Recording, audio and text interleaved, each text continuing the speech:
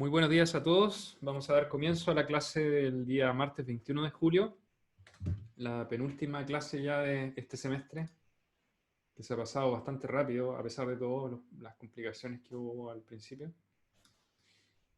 Y el último tema que nos queda por revisar en este curso, que tiene yo diría que es de los métodos más modernos que se utilizan en ingeniería geotécnica para poder hacer prospecciones de tipo no invasiva e invasiva, que son los métodos de exploración geofísica.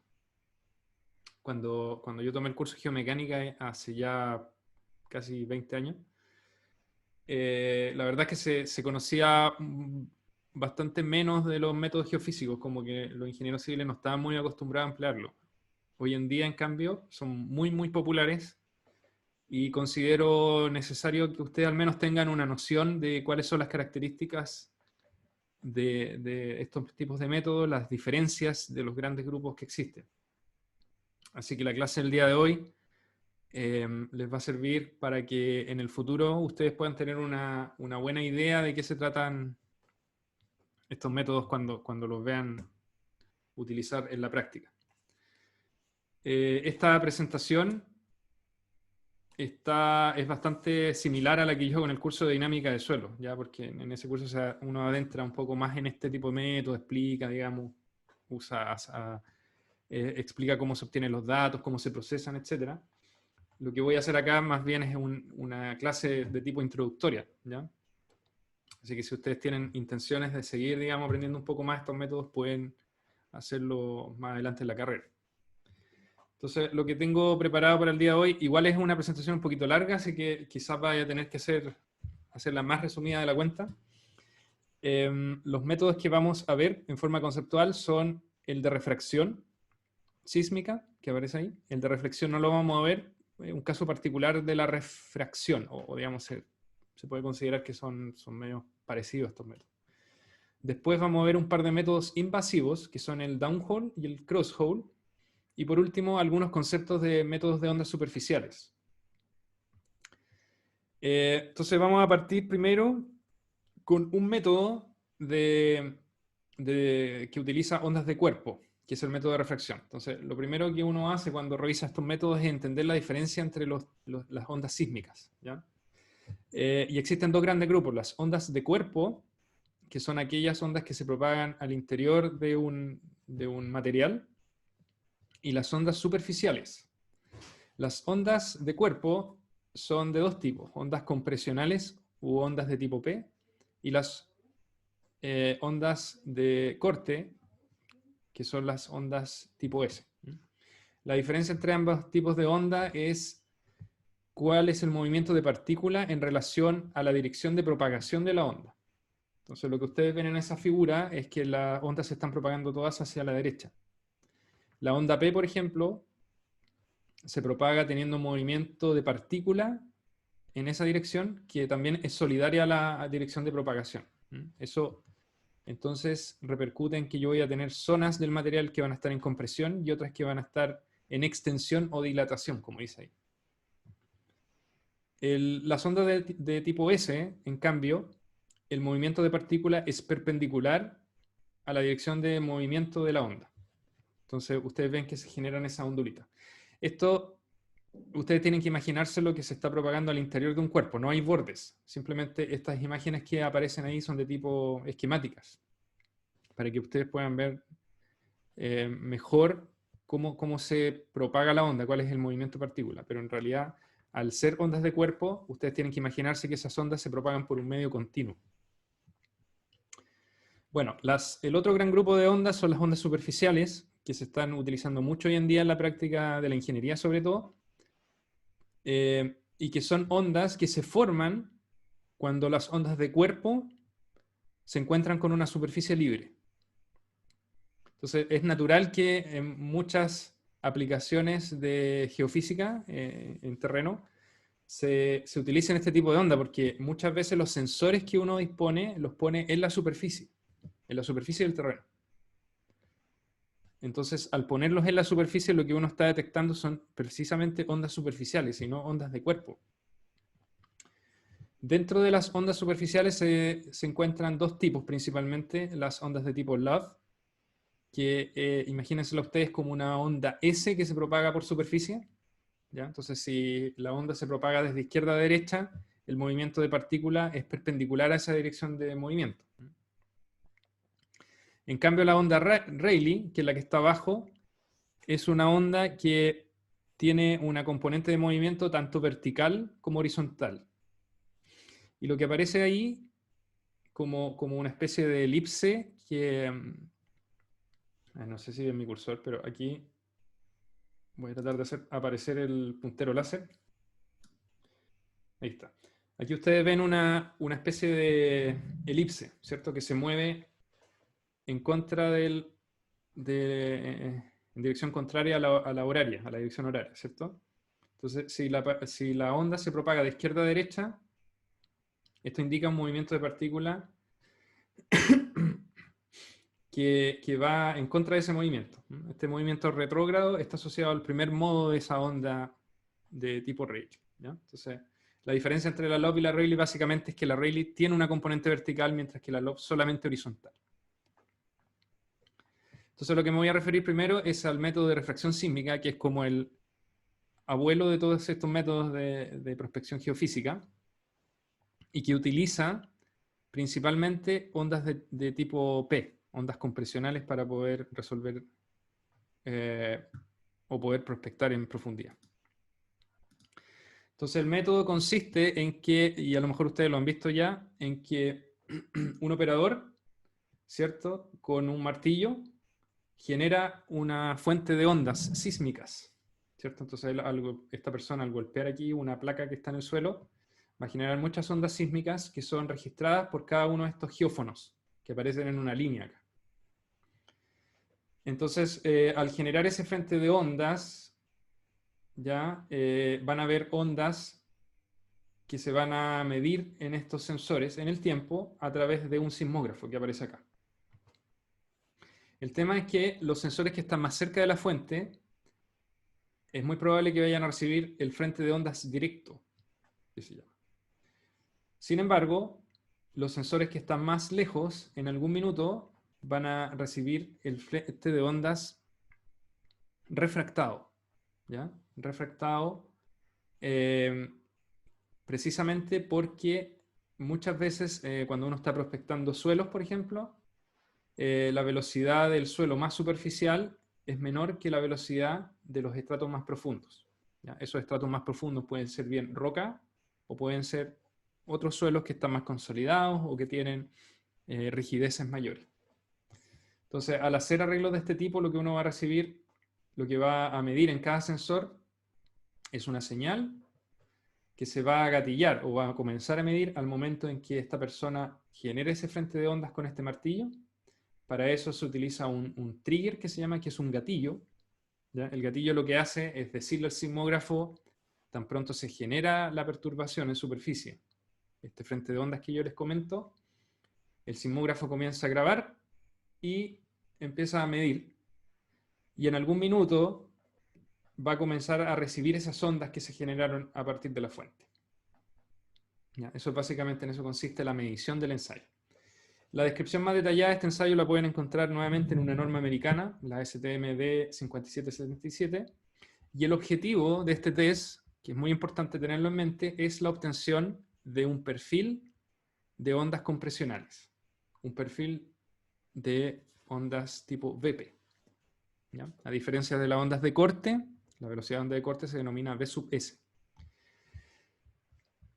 ¿Por qué les digo que este era una especie de abuelo de los métodos de prospección geofísica? Porque el parámetro que se obtiene acá es la onda compresional. A través de teoría de elasticidad yo puedo relacionar esa velocidad de onda con un módulo de deformación volumétrica. De alguna manera entonces está relacionado con la rigidez del material. Y este método se utilizaba para determinar tanto esa velocidad como también para determinar capas de materiales que son más o menos homogéneos. Entonces, en este caso, por ejemplo, una pregunta que se puede resolver a partir de la prospección es qué tan espeso es este estrato de suelo, ¿ya? y si es o no relativamente horizontal con respecto a la superficie. Además de este mismo ensayo se podía, bueno, obtener la velocidad del suelo y la velocidad de la roca. Ese era más o menos el tema. Ahora, lo que ocurre es que con el tiempo los ingenieros empezaron a tener un mejor entendimiento de que en realidad lo que es más importante para los problemas geotécnicos, por lo menos los problemas sísmicos que tenemos mucho acá en el país, no era la velocidad de onda compresional, sino que la velocidad de onda de corte. Entonces, ahí surge la necesidad de desarrollar otros métodos más modernos que me entreguen con mejor precisión ese parámetro, B sub S, en lugar del B sub P. Entonces, de esa manera este método como que quedó un poquito rezagado en términos de utilidad para los usos de ingeniería. Bueno, esta imagen que les muestro a continuación, nada más para mostrarles que cuando uno tiene una fuente, como la que se denomina aquí source, ¿cierto? Imagínense que aquí yo generé una explosión o pegué un martillazo, las ondas que se generan se propagan en forma radial, ¿ya? Y ese mismo frente de ondas, cuando se encuentra con una superficie de otro material, ¿ya? Entendiendo que, por ejemplo, todo el material que está arriba de esta línea horizontal tiene cierta densidad y velocidad de onda compresional, y la de abajo tiene otra densidad y otra velocidad de onda compresional, se produce el fenómeno de refracción y reflexión. Es lo mismo que ocurre en óptica con las ondas, con la luz, ¿cierto? Entonces acá también ocurre el mismo fenómeno, solo que con ondas sísmicas. Si uno lo hace, si lleva este mismo fenómeno al caso de la refracción sísmica, uno vería que si uno tiene una fuente, que aquí se denomina shot, en distintos instantes de tiempo va a tener un frente de ondas que se propaga, ¿cierto? Y ese frente de onda, al encontrarse con una interfaz horizontal, va a generar rebotes que van a volver a la superficie, y ese frente de ondas que se genera se llama head waves, ¿ya? Entonces están las ondas directas, que son de tipo esféricas, y después están estas head waves, que son cuando las ondas, los rayos más bien asociados, porque recuerden que este es un frente de onda, perpendicular a ellas hay un rayo, ¿ya? Entonces ese rayo cuando llega a esta interfaz se refleja, y los sensores que están puestos en superficie entonces van a ser capaces de medir, en algunos casos, primero las ondas directas que llegan, y en otros casos van a ver primero las ondas, las head waves, ¿ya? Que son las que rebotan en la interfaz que es más rígida en la parte inferior.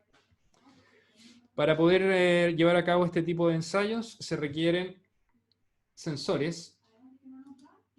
A ver, hay una pregunta en el chat. ¿Cuál es la diferencia entre S y Rayleigh? La diferencia, Milvis, es que las ondas S son ondas de cuerpo. Entonces, teóricamente, una onda S solamente se puede propagar a través de un medio, es decir, vuelvo atrás. Entonces, si yo genero un golpe acá, ¿sí? Este frente de ondas que tú ves que se propaga en el tiempo, ¿ya? Si yo trazo un rayo que sea perpendicular a este frente de ondas, lo que va a haber aquí van a ser ondas P, ondas compresionales, ¿ya? Que se propagan al interior del suelo, imaginando que la primera capa es una capa de suelo. Y también se podrían propagar ondas S, ¿ya? Que se propagan en una dirección perpendicular a ese frente de onda, pero moviendo, las partículas se mueven en forma perpendicular, ¿ya? Así. Entonces pueden haber ambos tipos de ondas. Ambos tipos de ondas se propagan a través del medio. Ahora, si yo, por ejemplo, tuviera una onda S que se propaga aquí, ¿cierto? Así como estoy moviendo el cursor, llega hasta el fondo, se encuentra con una interfaz y rebota hacia la superficie, ¿cierto? Esa misma onda S se refleja, llega hasta la superficie, y lo que ocurre al llegar a la superficie es que se puede eventualmente transformar en una onda Love, ¿ya? La onda Love, recuerden ustedes que tiene un movimiento horizontal perpendicular al movimiento de la onda. Entonces esa onda se va a empezar a propagar en esta dirección con movimientos que entran y salen de la lámina, ¿ya? Entonces ahí esa onda S, por ejemplo, se transformó en una onda Love al llegar a la superficie libre. Si yo hago el mismo ejercicio con una onda P, ¿ya? La onda P, imagínense que sale de aquí de la fuente, con un rayo perpendicular a estos frentes de onda. Entonces, la onda P, recuerden, se mueve en forma solidaria a la dirección, entonces se va a mover así como estoy tratando de hacerlo con el cursor. Al llegar a esta interfaz también se va a reflejar y va a salir una onda así, que va a llegar a la superficie eventualmente. Cuando llega a la superficie, ya no tiene más medio a través del cual propagarse. Eso quiere decir que esa onda P se va a transformar en una onda Rayleigh, o Rayleigh, como lo quieran llamar. Y a partir de aquí va a empezar a propagarse una onda que se va a mover así, de arriba a abajo. Ahora, el movimiento en realidad, dependiendo del modo de la onda, podría ser así, como una elipse, ¿ya? Entonces, la diferencia es que tanto la onda S como la onda P se mueven al interior del medio y todas esas ondas que se reflejan y aparecen nuevamente en superficie pueden pasar a ser ya sea ondas Rayleigh o ondas Love, ¿ya? Esa es la principal diferencia. Entonces, para poder medir estas ondas que se propagan en superficie, ya sean reflejadas, ondas directas, etcétera, se utilizan este tipo de sensores que son geófonos, ¿ya? Los geófonos de una componente, los típicos que ustedes van a ver en la práctica, que tienen esas púas para poder enterrarlos en la tierra, y lo que consiste este sensor básicamente es en una masa con un resorte. Entonces, al someterse este sensor a un movimiento, son principalmente de una componente estos sensores, entonces hace que esta masa se mueva, lo cual hace que se genere una corriente al interior de este resorte, o más bien el resorte a veces está conectado a, genera cambios de voltaje, digamos, que se transmiten y esta señal se convierte desde una componente mecánica, ¿cierto?, a una serie de datos. Entonces, por ejemplo, si esta que está más a la derecha es el registro de un sensor de este tipo, entonces inicialmente cuando está instalado y se genera el golpe, ahí comienza el tiempo cero. Como no llega ninguna onda en un cierto tiempo, entonces esto mide casi cero todo el rato. Y resulta que en algún minuto va a empezar a llegar, o en algún segundo, van a empezar a llegar las ondas producto del golpe que yo generé en superficie y ustedes van a tener un registro de este tipo. Cuando el frente de ondas pasa, el sensor vuelve a marcar más o menos cero. Este es un registro típico de este sensor. Ahora, como yo tengo que hacer esto en distintos puntos, lo que hago generalmente es hacer un arreglo con los sensores X paseados. Por ejemplo, aquí tienen un arreglo me parece que eran como sensores puestos a 5 metros, deben haber sido del orden de 40 metros de largo. Este es cerca de la Laguna Culeo. Este es un arreglo que hicimos en Iquique, distintos tipos de suelo. El registrador que yo les mostraba, el sismógrafo, es muy parecido al que está acá. Este sismógrafo es un sismógrafo de tipo Geode, que es de la compañía Geometrics. Entonces, este cable que ustedes ven acá, gordo, es el que lleva todas las hebras conectadas a cada uno de los sensores. Entonces, esos sensores cuando miden, envían la información de vuelta a este geode, y este geode al conectarse con un computador es capaz de mostrarnos cada una de las trazas de los registros. La ubicación de los geófonos no son lineales, sino como una malla, es decir, tomando algún tipo de cuadrícula. No, son lineales, son lineales. No sé si se nota bien aquí en la figura. Este rollo es el cable que se lleva, que se debe transportar. Este cable se tiende y la gracia es que tiene ciertos conectores cada cierta distancia. Esto depende del cable. Y en esos conectores es que se conectan los geófonos, ¿ya? Entonces aquí todos los rojitos que ven acá son geófonos, que están puestos en una línea. La fuente sísmica que yo les mostraba, generalmente la hace tanto del inicio del arreglo, que puede ser acá, cerca donde está la camioneta, o desde este lado donde está el rollo. Aquí uno genera los golpes y se miden en esos sensores que están alineados, ¿ya? Pero generalmente son líneas, ¿ya? En el caso de la... Ups. Ya me está gustando aquí mover el mouse sobre... En el caso de... Ahí sí. de la medición a la derecha, que fue en Iquique. Aquí teníamos mucho menos espacio. Esto es cerca de una duna. Este material es súper arenoso, ¿ya? Y en ese poco espacio que teníamos, hicimos una línea, hicimos las mediciones, etc. Ya, ese es el geófono, entonces. Y lo que consiste este ensayo, como yo les mencionaba, aquí hay una animación, no sé si ustedes la van a poder ver muy bien. Aparece una fuente a la izquierda y 4 geófonos a la derecha. Hay un suelo sobre una roca. Cuando se genera el martillazo hay un frente de ondas que se propaga, lo que hace que cada uno de esos sensores registre un movimiento distinto. Mientras más lejos esté el sensor, más tiempo demora en llegar la onda. Como yo conozco la distancia desde la fuente a cada uno de los sensores y puedo estimar más o menos el tiempo de llegada de cada una de las ondas, ¿ya? Como ustedes lo ven aquí en flechita, tiempo 1, tiempo 2, tiempo 3, tiempo 4, eso se llama picar la onda. Entonces, si conozco las distancias y conozco los tiempos, como velocidad, distancia partido por tiempo, entonces yo puedo estimar la velocidad. Esto de acá es un arreglo mucho más grande para que tengan una idea. Esto de acá son 50 metros, entonces en general este arreglo debe haber tenido una apertura del orden de 100 metros. Y usualmente ustedes van a ver la representación de las ondas que se graban en cada uno de los sensores de esta manera, donde el tiempo puede ir hacia abajo o hacia arriba. En este caso el tiempo va hacia abajo, ¿ya? Esta línea horizontal representa tiempo igual a 0. Aquí tenemos 100, 200, 300, 400, 500 milisegundos, ¿ya? Son tiempos súper cortitos porque los espacios en general, dadas las velocidades de onda de corte, hace que las ondas lleguen muy rápido. Entonces, cada uno de estas señales que ustedes ven aquí es la ubicación de un sensor. Entonces, aquí está el primer sensor, el segundo, el tercero y así sucesivamente.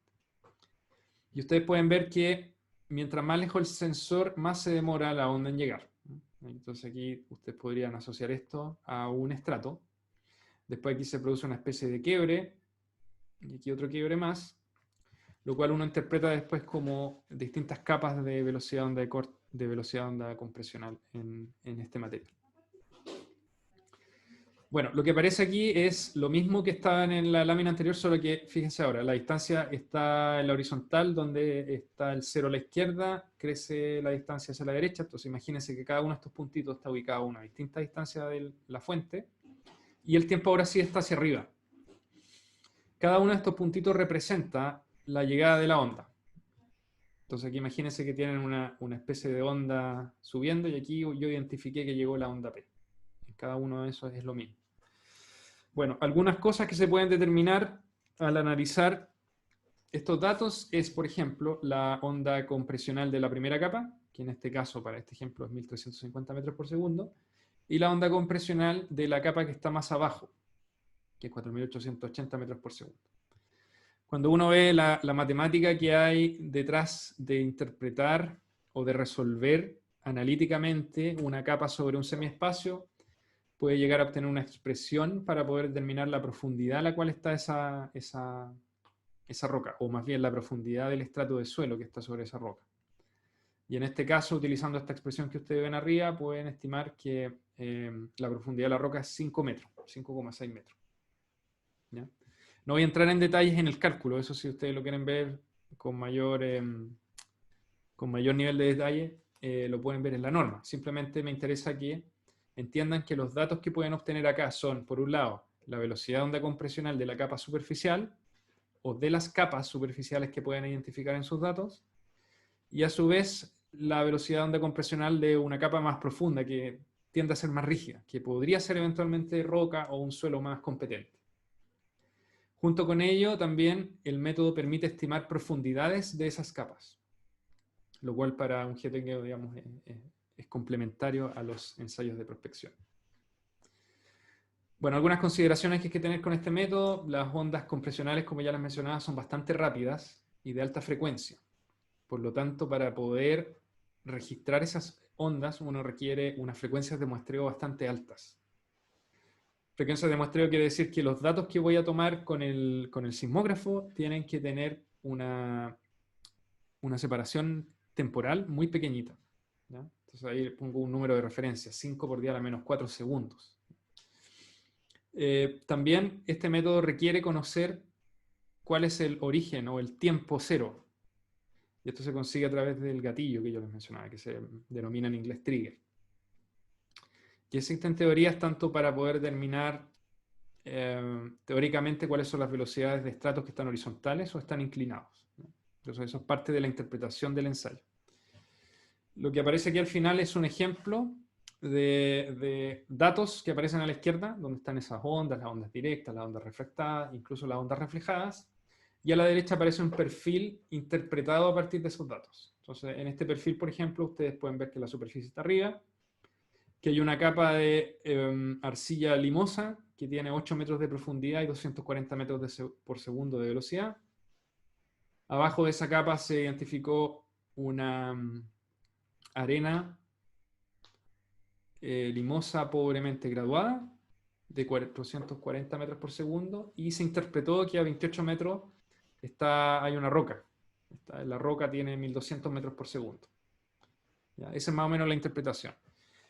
Como ustedes pueden ver, dado que esto es una interpretación de la realidad, generalmente se recomienda poder utilizar estos métodos como un complemento para las prospecciones de tipo invasiva que vimos en la clase anterior.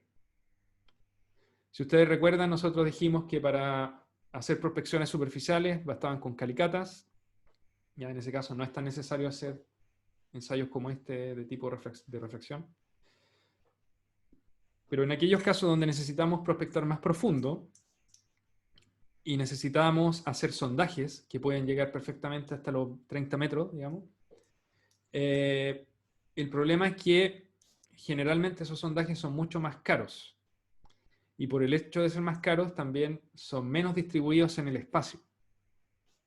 Entonces, nosotros la primera clase de exploración yo les mencioné que existía una norma, que era la 1508, en la cual habían tablas que nos recomendaban el número de prospecciones dependiendo del área que yo quisiera prospectar, el área en planta.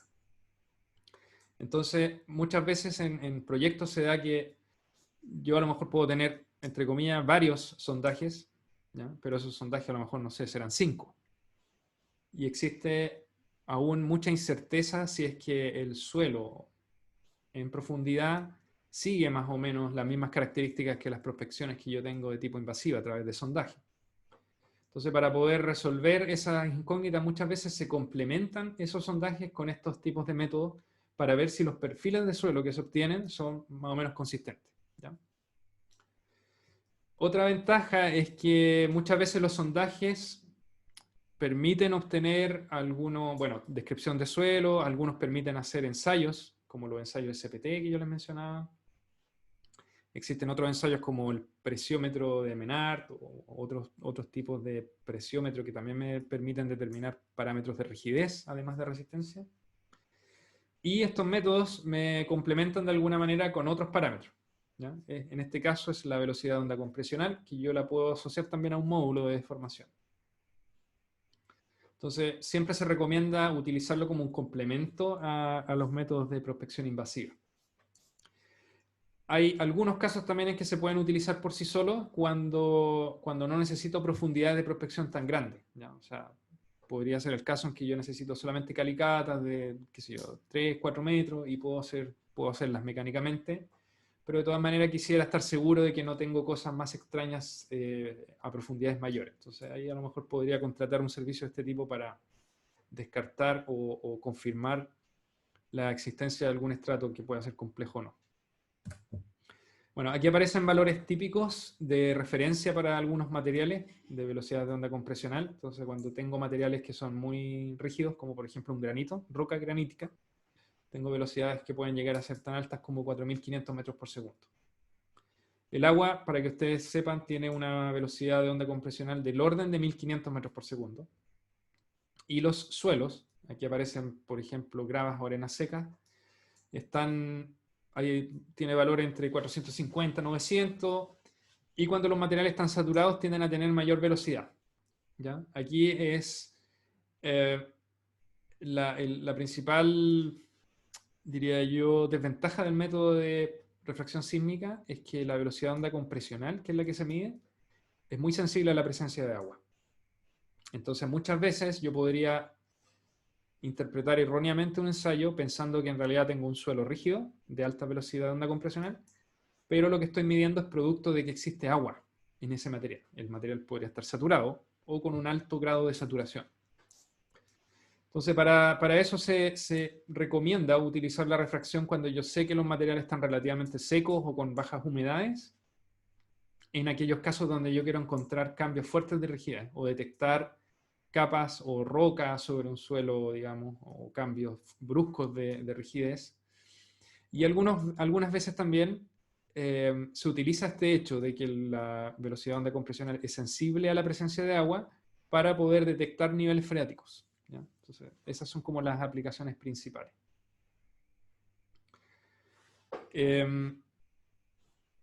Bueno, ahora voy a pasar a explicar algunos métodos que se utilizan para determinar velocidades de onda de corte, ¿ya? ¿Y por qué es importante la velocidad de onda de corte? Les voy a dar un contexto simplemente para que ustedes lo sepan, porque lo van a tener que ver en algunos cursos posteriores. Es porque este parámetro se utiliza para la clasificación sísmica del suelo. Y dado que se utiliza en ese contexto, se ha vuelto inmensamente popular entre los ingenieros civiles. La norma que rige el diseño sísmico de edificios en Chile es la NSH 433. Y la norma utiliza como índice para poder clasificar un suelo el que se conoce como BSUS 30. El BSUS 30 es una especie de velocidad de onda de corte promedio de los 30 metros más superficiales del terreno. Es decir, es más o menos como la velocidad que tendría el suelo desde los 0 metros, considerando ese como el nivel de terreno, hasta los 30 metros de profundidad.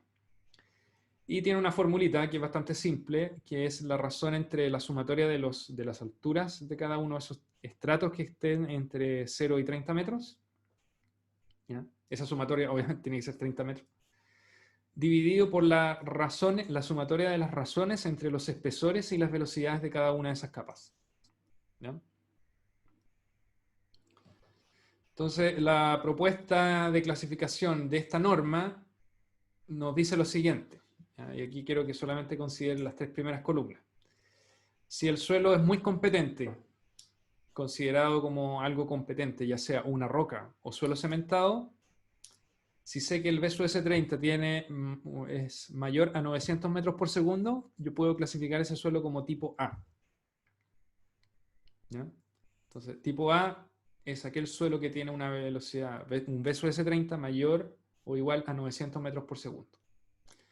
Y así, dependiendo de la velocidad de onda de corte de esos 30 metros, calculados con esta formulita, yo voy a ser capaz de clasificar el suelo dependiendo de la velocidad, y de esa manera voy a poder clasificarlo en tipo A, B, C, D, E. Los suelos especiales se clasifican de otro tipo, de otra forma. Y voy a poder obtener la clasificación sísmica del sitio, lo cual va a repercutir en que yo voy a tener que utilizar un espectro de diseño para la obra que esté considerando. ¿Ya? Entonces, si tengo un suelo de tipo A, voy a tener un tipo de espectro. Si tengo tipo de suelo B, tengo que usar otro espectro. Ahora, las condiciones que aparecen desde la 4ª columna en adelante son otras condiciones que se deben cumplir a la vez para poder clasificarlo de esa forma. ¿Ya? En el caso de suelos de tipo A, se requiere, en el caso de roca, que el RQD, que es el Rock Quality Designation, sea mayor al 50%. Y en el caso de suelos finos, que la resistencia a la compresión simple sea mayor a 10 megapascales para un nivel de deformación menor al 2%. En el caso de tipos de suelo, para suelos de tipo B, se debe cumplir, para el caso de suelos finos, también tener una resistencia a la compresión simple mayor o igual a 0,4 megapascales. Y si es arena, tiene que tener un N1, ¿ya? Y ahí les recomiendo que vayan a la clase de ensayos de penetración.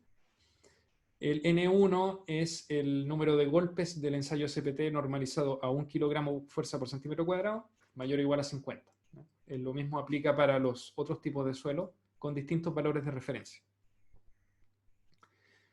Yo les mencionaba que la velocidad de onda de corte se utiliza porque utilizando la teoría de elasticidad, uno puede llegar a que la raíz cuadrada, o más bien, la velocidad de onda de corte al cuadrado por la densidad es igual al módulo de corte. Entonces, eso quiere decir que mientras mayor velocidad de onda de corte yo tenga, mayor módulo de rigidez al corte tengo. O sea, el material es más rígido. De esa manera uno lo puede interpretar como un parámetro de rigidez. Lo que les voy a mostrar a continuación entonces es los ensayos que se utilizan en la práctica para poder determinar este BSUS. Recuerden, para poder estimar el BSUS 30 yo necesito el espesor de cada una de las capas y la velocidad de cada una de las capas para poder aplicar la fórmula y calcular el BSUS 30. Entonces, los métodos que se utilizan tienen que ser capaces de darme un perfil de velocidades de onda de corte, con sus espesores y sus velocidades. Dentro de estos métodos que se utilizan están también métodos de tipo invasivo y métodos de tipo no invasivo. Ambos usan conceptos geofísicos. Y la diferencia, como ustedes a lo mejor intuyen, es que los métodos invasivos requieren de una perforación que tiene un costo adicional a los métodos no invasivos que se pueden hacer a partir de la superficie. Entonces vamos a partir con el método más estándar y más común para poder determinar perfiles de velocidad de onda de corte. Ese ensayo se conoce como ensayo downhole, ¿ya? Down de hacia abajo y hole de perforación. La descripción de este ensayo está en una norma americana, la STM D7400, y el objetivo es determinar perfiles de velocidades de onda de corte. Como yo les comentaba, este ensayo, por definición, requiere que exista un sondaje para poder realizar. Entonces, si yo, por ejemplo, en el ejemplo que les di anteriormente, donde tenía una zona, donde tenía 5 sondajes, yo podría eventualmente hacer 5 ensayos de este tipo, uno en cada sondaje. Lo cual, obviamente, es un poco más caro que hacer métodos de otro tipo, como la refracción. Por ejemplo, la refracción se hace en superficie. Ojo, sí que la refracción no entrega velocidad de onda de corte, entonces no me serviría como para clasificar sísmicamente un sitio. Pero es un ejemplo para que ustedes vean que en ese caso no se necesita un sondaje.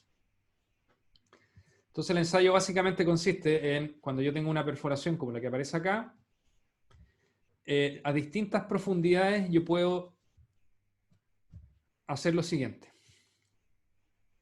Yo puedo, a través de esa perforación, bajar un par de sensores muy parecidos a los que se utilizan para el caso de la refracción sísmica.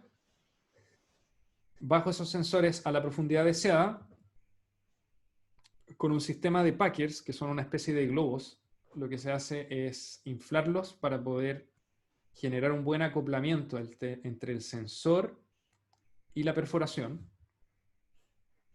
Y desde la superficie yo genero una onda de tipo S en este caso. Pueden ser también ondas compresionales, pero en este caso nos interesan las ondas S, entonces se genera una onda de tipo S. Para poder generar una onda de tipo S en este material que viaje desde la superficie hasta donde están los sensores, yo tengo que golpear esto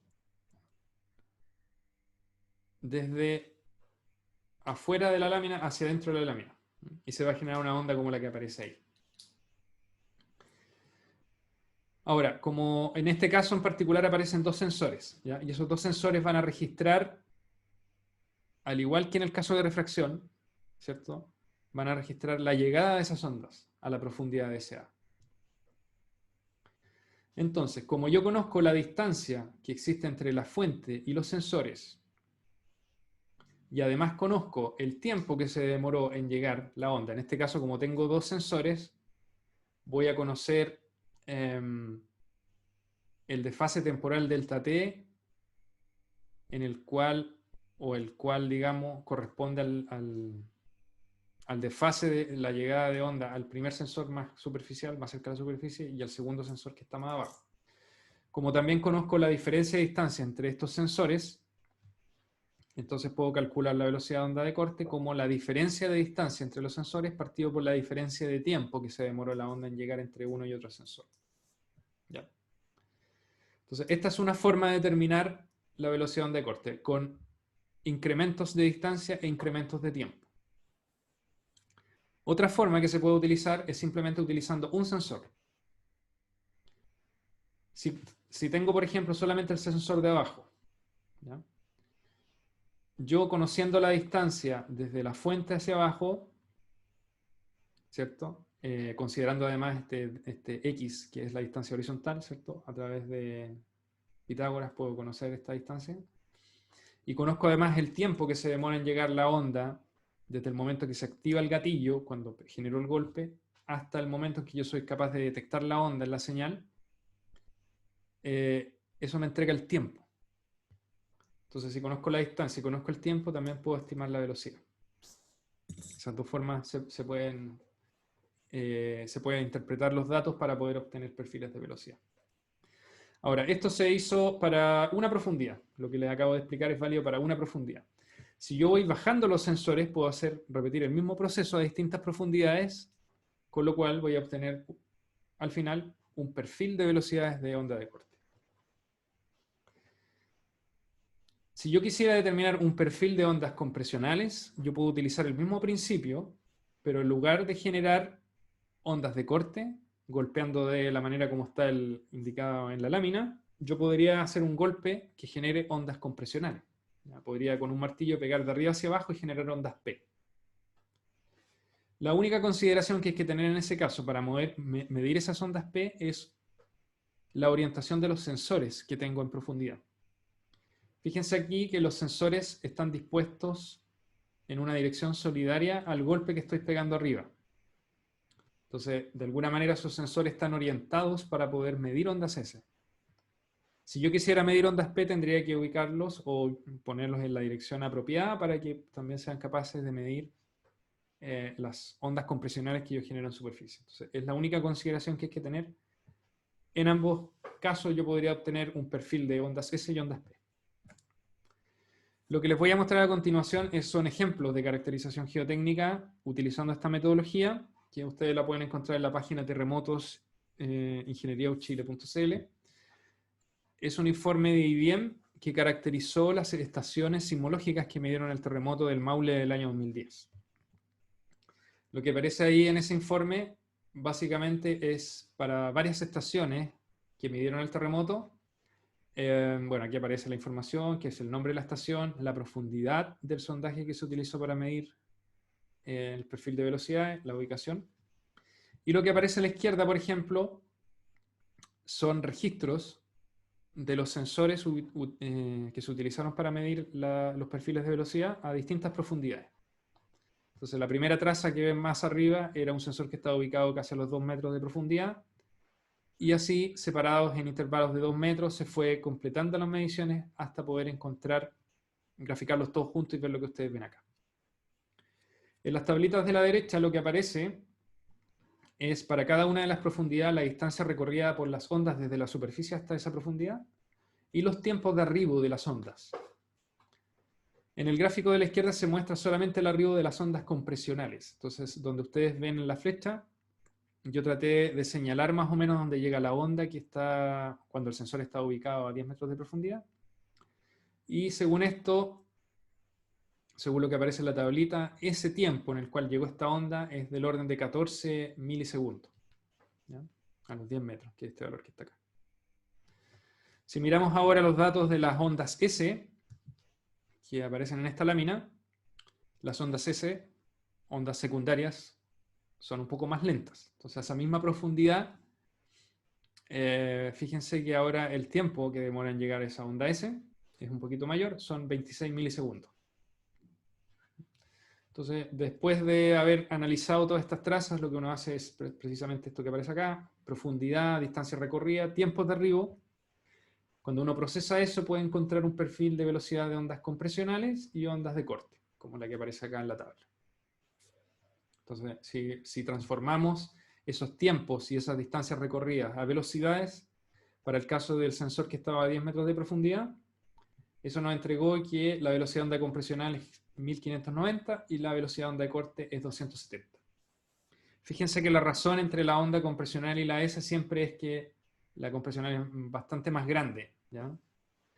Generalmente diría yo, más de 1,8 veces más grande. Es al menos 1,7, 1,8 veces más grande. La velocidad de onda de corte entonces es la que se utiliza para clasificar sísmicamente el sitio. Si yo me fijo en esta tabla, voy a tener que tengo una primera capa de 2 metros, de 210 metros por segundo, después una capa más grande de 440, 270. Si quisiera calcular el peso C30, tendría que mirar la tabla hasta 30 metros de profundidad y utilizar la ecuación con los espesores y las velocidades correspondientes para poder calcularla a partir de este perfil. Lo que aparece en esta lámina es resultados de ensayos in situ, que están a la izquierda. Son resultados de la descripción que se hizo en el sondaje. Lo que aparece más a la izquierda es la clasificación del tipo de suelo de cada uno de esos estratos con características de ensayos que se realizaron en el laboratorio con las muestras que se tomaron en terreno. Entonces, aquí no sé si alcanzan a leer, yo les voy a mencionar cada una de las columnas. Aquí aparece la clasificación USCS, el porcentaje de finos, límite líquido, límite plástico, índice de plasticidad y gravedad específica de los sólidos GSUS. Además de eso, bueno, aquí está la descripción. En esta columna de acá, donde ustedes ven en rojo, está valores de ensayos SPT, número de golpe. ¿Ya? Estos números de golpe son sin corregir. Y ustedes ven una variación que de alguna manera tiene que ver con el tipo de suelo que está presente in situ. Lo que está más a la derecha son la interpretación de los perfiles de velocidades de onda de corte que se obtiene a partir de la interpretación de los datos que ya les mostré. Lo que está más a la derecha son distintos perfiles de velocidad de onda de corte que se pueden interpretar con los mismos datos. ¿Ya? Este es un trabajo que hicimos con un colega hace ya 4 años, donde además de interpretaciones del ensayo downhole, de los mismos datos que le mostré, aparecen perfiles de velocidad que se obtuvieron con métodos de ondas superficiales, en este caso más W. ¿Ya? Y ustedes pueden ver que son más o menos parecidos los resultados. Ya a los 20 metros como que empiezan a existir más diferencias porque a medida que nos vamos más profundo, los métodos de ondas superficiales en algunos casos pueden tener algunas limitaciones, incluso también en ensayo downhole. Entonces, esta es una forma de poder contrastar toda la información, ya sea de un sondaje, tanto descripción, como está aquí en esta columna que le estoy señalando, ensayos de laboratorio, con las muestras que se toman en terreno del sondaje, ensayos de penetración, que me van a servir para determinar propiedades resistentes, y ensayos de velocidad de onda, que me van a permitir clasificar sísmicamente el sitio por un lado, y por otro lado tener parámetros de rigidez. ¿Ya? Esta es como una síntesis de lo que se podría obtener al respecto. Otro ensayo que se utiliza, yo diría en menor medida, que utiliza un concepto bastante parecido al downhole, es el crosshole. ¿Ya? En este caso, cross, que quiere decir quiere decir que uno genera ondas en una perforación y las recibe en otra perforación. Por lo tanto, se requieren 2 perforaciones para hacer este ensayo, lo que lo hace aún más costoso que el downhole. El objetivo también es la determinación del perfil BSUS. Entonces, al igual que en el caso del downhole, lo que se necesita son sondajes. La primera etapa consiste en medir la verticalidad de ese sondaje. Después, en una de las perforaciones se baja lo que es el martillo y en el otro se baja el sensor. Donde está el martillo, que es en este caso el de la izquierda, se genera una onda de tipo de corte que se mide en el sensor que está a la derecha. Como yo conozco la distancia que hay entre ambas perforaciones y puedo determinar a partir del osciloscopio que sale arriba, pero en general, osciloscopio es un nombre particular, pero podría ser un sismógrafo, yo puedo determinar el tiempo que se demora la onda en viajar de la izquierda hacia la derecha, por lo tanto puedo determinar la velocidad de onda de corte. Este principio es bastante más fácil que el downhole, y para poder estimar un perfil de velocidades lo que yo tengo que hacer es repetir este mismo proceso a distintas profundidades.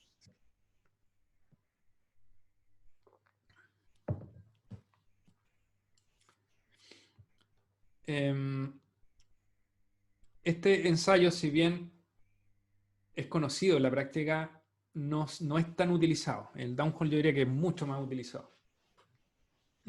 ¿Por qué? Porque hay que tener varios sondajes, digamos, para poder realizarlo, y además esos sondajes tienen que estar a una cercanía que permita generar ondas en un lado y recibirlas al otro. O sea, que no cualquier par de sondajes me sirven, sino que tienen que ser un par de sondajes que estén pensados para poder realizar el ensayo, lo cual hace que en la práctica se tenga muy pocas veces esa condición. Ya, algo que habíamos conversado en la clase de ensayos de penetración era el ensayo de CPT, ¿ya? El ensayo de penetración de cono, que lo vimos con algún nivel de detalle en la clase anterior. Yo les mencioné simplemente que también se podían hacer ensayos downhole en este CPT, y el concepto es básicamente el mismo que les expliqué anteriormente. Se genera una onda desde la superficie, como lo ven acá, el operador, Mario en este caso, está golpeando una barra, está generando ondas compresionales que están viajando hacia el subsuelo, donde está el cono que ya penetró una cierta profundidad. Ese cono tiene un sensor en la punta que va a registrar el movimiento de partículas asociado a la onda que viaja desde la superficie hasta esa profundidad. Entonces, como yo conozco la distancia que hay entre la fuente en superficie y la profundidad a la cual tengo el cono, y además conozco el tiempo que se demora en llegar la onda, dividiendo ambos puedo obtener la velocidad de onda de corte. Aquí el mismo detalle que les mostré en un par de clases anteriores. Y lo que se puede obtener en este caso, además de los datos propiamente tal del ensayo, que son la resistencia del cono, que está a la izquierda, la relación de fricción, que es la razón entre la resistencia de fuste por la resistencia de punta, el tipo de comportamiento de suelo y velocidades de onda de corte, que aquí ustedes ven en puntitos cuadrados, en diamantes y triángulos. Este ensayo lo hicimos en la laguna de Aculeo hasta una profundidad de 30 metros. Cada uno de estos puntitos es una velocidad distinta. Lo que aparece en línea punteada, en línea continua, son correlaciones que se pueden sacar a partir de la resistencia de cono.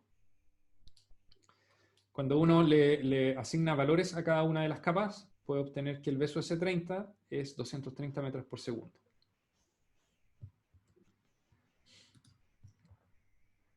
Bueno, básicamente ahí está el concepto este de picar la onda ese que llega, que es muy parecido al caso de la refracción. En todos casos se requiere conocer en el momento en que llegan las ondas. Este es un perfil más o menos más realista de lo que se mide en terreno, donde a ciertas profundidades yo tengo las ondas que se generan y tengo que identificar la llegada de la onda. El último método de penetración que existe, que este sí que yo lo he visto poco en la práctica, es la sonda suspendida, que es una sonda que se baja en un sondaje donde la fuente está en la punta de la sonda, aquí donde dice Source Driver, y la onda se propaga hacia arriba y se reciben en estos geófonos que están, el lower y el upper.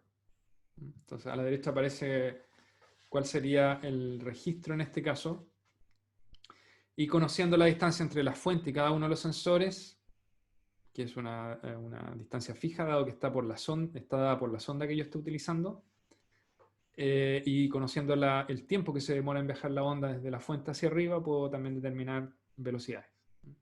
Este proceso en la sonda se va repitiendo a distintas profundidades también. O sea, el concepto es muy parecido, solo que ahora en lugar de usar elementos que están desacoplados, en el caso del downhole y el crosshole, está desacoplada la fuente de los geófonos, aquí está todo integrado, de alguna manera. Ya. Eso era con respecto a la onda, a los métodos de onda compresional, ¿ya? Fíjense ustedes que hablé solamente de velocidad de onda de corte, que se propaga a través del medio.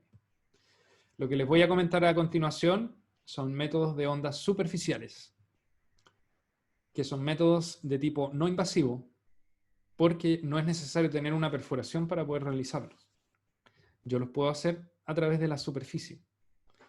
Y como ustedes saben, en la superficie, además de las ondas compresionales que se medían en el caso de refracción, también se generan muchas ondas de tipo superficial, las ondas Rayleigh y las ondas de tipo Love.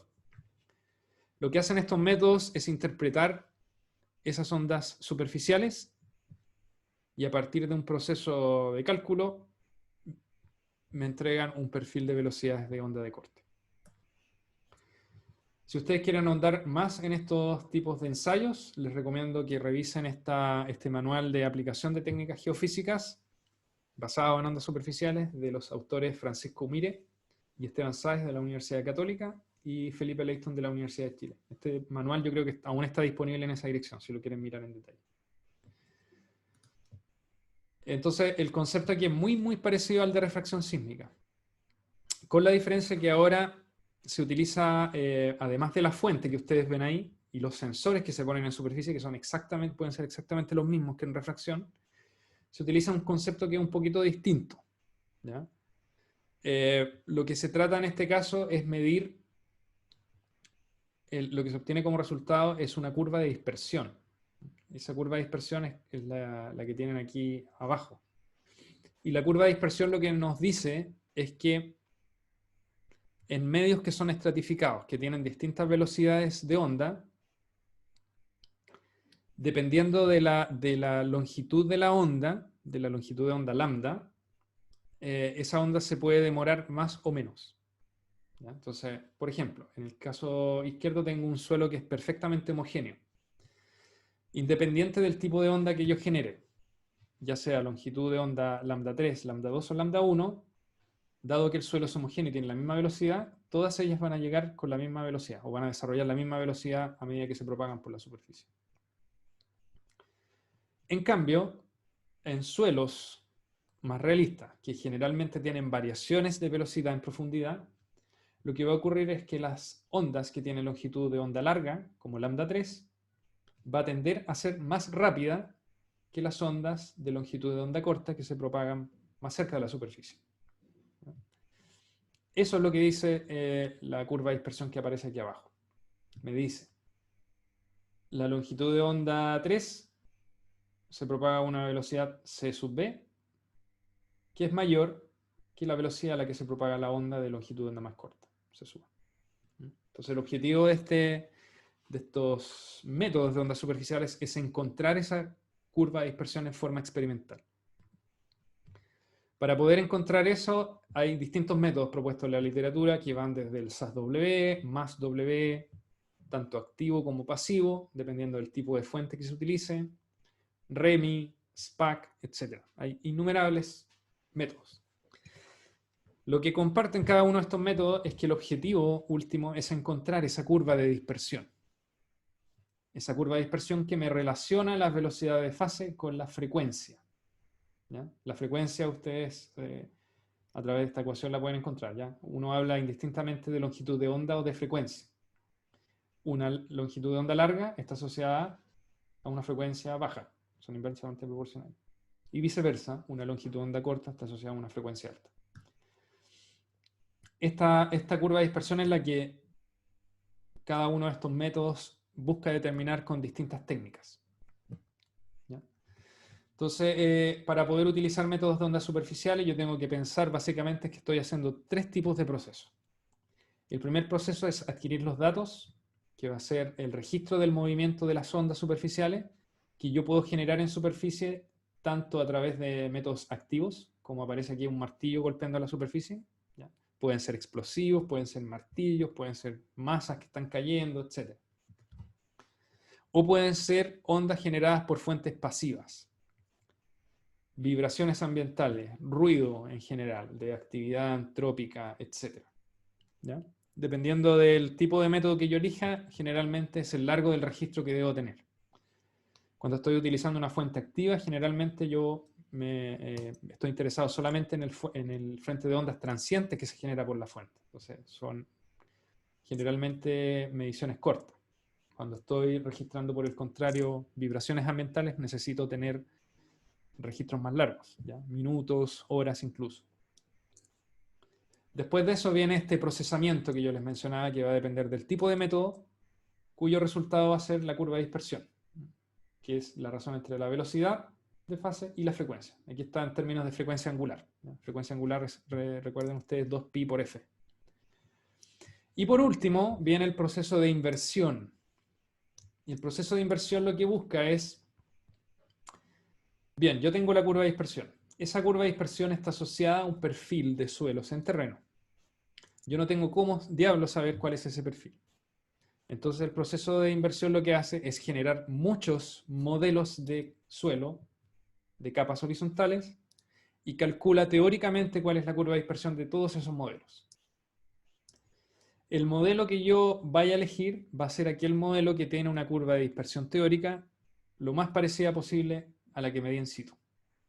¿Ya? Entonces hay distintas técnicas de inversión más modernas que otras, pero básicamente todo lo que hacen estas técnicas es lo mismo. Es decir, generan muchos modelos de capas de suelo horizontales, calculan las curvas teóricas y las comparan con las medidas. La que tenga el menor error entre lo teórico y lo medido, con ese perfil de suelo me quedo. ¿Ya? Entonces es un método que en realidad puede tener múltiples soluciones. Entonces por eso también en este caso es muy importante tener la confirmación de ensayos de penetración in situ para saber si el perfil que yo estoy encontrando es el adecuado o no, o tiene un sentido físico.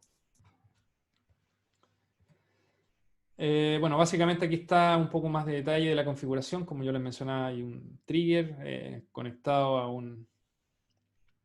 bueno, en este caso es un ensayo con fuente activa, ¿no? Lo que ven aquí es básicamente muy parecido a lo que sería un ensayo de refracción, solo que ahora yo, en vez de preocuparme de la llegada de las ondas, me preocupo de analizar todas las ondas que lleguen, todas las ondas superficiales, que en general tienen mucha más amplitud que las ondas de cuerpo. Este es un ejemplo de la laguna Culeo. Yo les mencionaba la laguna Culeo como un ejemplo de refracción, pero también se pueden utilizar esos mismos datos para interpretarlos como un método de ondas superficiales. El método que se utiliza en este caso es el conocido como MASS-W, que quiere decir...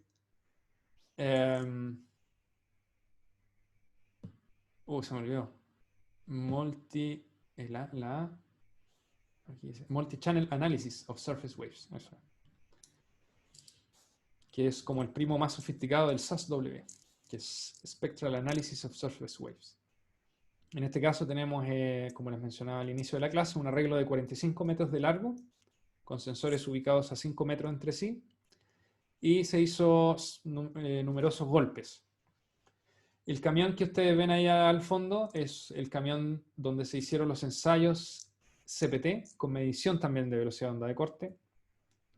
Las trazas que se obtuvieron del ensayo son las que aparecen acá, donde aparecen las trazas sin normalizar a la derecha y a la izquierda, y a la derecha normalizadas por la amplitud máxima, y ustedes ven que estas que se ven aquí en grandota son las ondas superficiales que viajan a través del terreno y son las que registran los sensores. Y después de procesar, lo que se obtiene es una curva de dispersión, que es lo que está a la izquierda, donde está la velocidad en el eje Y y la frecuencia en el eje X. La curva de dispersión es lo que está en negrito. Y a la derecha aparece una familia de perfiles de velocidad de onda de corte que tienen curvas de dispersión teóricas que son parecidas a las que se midieron, que están a la izquierda. ¿Ya? Pero hay una que es la mejor de todas, que es la que está resaltada en negro.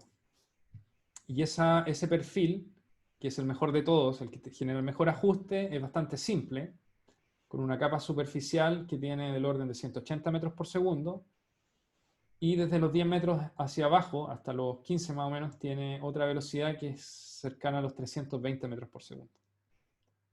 Los puntitos que ustedes ven aquí eran las mediciones de velocidad de onda de corte que se hicieron con el camión, con el CPT, utilizando esta técnica de downhole. Entonces ustedes pueden ver que en ese caso las mediciones eran bastante parecidas hasta los 10 metros. De ahí hacia abajo hay algún grado de discrepancia.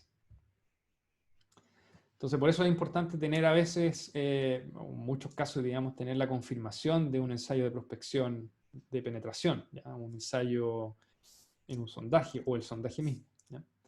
Entonces aquí aparecen nuevamente los datos que les mostré anteriormente con la resistencia del cono, la relación de fricción, el tipo de suelo, y a la derecha la comparación entre los métodos que utilizamos, que los cuadraditos, triángulos y diamantes eran el CPT medidos in situ, la línea continua de colores son las correlaciones que utilizamos a partir de la resistencia de cono, y lo que aparece en negro es el ensayo de ondas superficiales. ¿Ya? En este caso, recuerden, la velocidad de onda de corte de los primeros 30 metros era 230 metros por segundo. Bueno, esta clase es mucha información, para digerirlo, digamos, no es tan simple. A lo mejor hay varios detalles que quedaron ahí pendientes de poder explicar. Lo que sí me interesaba es que ustedes tuvieran una noción de cuáles eran los métodos que se utilizaban más en la práctica, que pudieran tener un lenguaje, que el día de mañana, si les toca participar en un proyecto donde se están midiendo ensayos de penetración, ensayos de propagación de onda, ensayos de ondas superficiales, ustedes tengan al menos los conceptos, ¿ya? De qué es lo que se está midiendo, de cuál es la metodología, de cuál es el resultado, cómo se usan en forma combinada, etc. Este video obviamente va a quedar a disposición de ustedes para que lo puedan revisar más tarde. Si necesitan conocer más detalle de alguno de estos test, si les interesa, digamos, esto lo vemos más en profundidad en el curso de dinámica de suelo. Y si, bueno, requieren más material, a lo mejor estas normas que están aquí me las pueden pedir también, se las puedo compartir. No sé si alguien tiene alguna duda. Fue bastante rápido todo, la verdad. Y eso, bueno. La última clase, que va a ser la del jueves, yo me adelanté un poquito al syllabus que les propuse y voy de alguna manera una clase adelantado. Esa clase la quiero realizar, pero la quiero hacer un poco distinto, ¿ya? El nombre manual. Esta clase está arriba, Cristina. Está el link y todo, ¿ya? Entonces, les sugiero que la descarguen, vean si funciona el link. Si no funciona, me avisan. En realidad, es súper público el manual, entonces si no lo encuentran y lo googlean, les va a salir en 2 segundos, ¿ya? Y si no lo encuentran, me lo piden y yo se los mando por correo, no tengo ningún problema. Incluso se los puedo subir, yo creo, al curso. Entonces le mencionaba que la última clase la quiero hacer un poquito distinta. Ya cubrimos todo el semestre, pero quisiera hacer un cierre del curso, ¿ya? Y este cierre del curso lo quiero acompañar de reflexiones y también lo quisiera acompañar un poco de interacción entre nosotros, digamos, los que fuimos parte de este curso. Porque la verdad es que ni siquiera nos hemos visto en el semestre, ¿ya? A lo mejor ni se acuerdan de mi cara, salvo por la foto que aparece ahí al inicio de las presentaciones. Entonces, les quería pedir que traten de participar la próxima clase, se den un tiempo, yo sé que están quizás muy complicados con un montón de cosas que tienen tanto en sus hogares como de compromisos académicos, pero les pediría que se tomaran un tiempo para conectarse y tener una clase sincrónica el próximo jueves, donde podamos conversar algunos temas relacionados tanto con este semestre, que fue muy particular, también de otros temas que están relacionados, yo considero, a su formación profesional. Porque, digamos, hay cosas que no pudimos desarrollar a cabalidad este semestre y que probablemente ustedes tampoco puedan desarrollar a cabalidad el próximo semestre. Entonces, quisiera compartir con ustedes algunas reflexiones al respecto, ¿ya? Y que ustedes también, digamos, si tienen cosas que decir, aprovechen de decirlas, ya sea de este curso, de las circunstancias, de todo lo que nos ha tocado vivir hasta ahora. Así que les extiendo la invitación, les voy a postear a través de cursos también en el foro la invitación para que participen, digamos, esto igual es... La idea es que también traten de tener una cámara, así nos podemos ver por lo menos, y si opinamos nos veamos las caras, ¿ya? Hacerlo un poquito distinto a lo que ha sido la clase hasta ahora. Sí, claro. Entonces, bueno, llegamos hasta acá. Si no tienen más preguntas. Y nos vemos el próximo jueves, ¿ya? Hay algunos estudiantes que me pidieron una conversación. Les voy a mandar un link de Google Meets, ¿ya? Para que veamos en otra plataforma la reunión. Eso. Así que estén todos muy bien. Nos vemos el próximo jueves.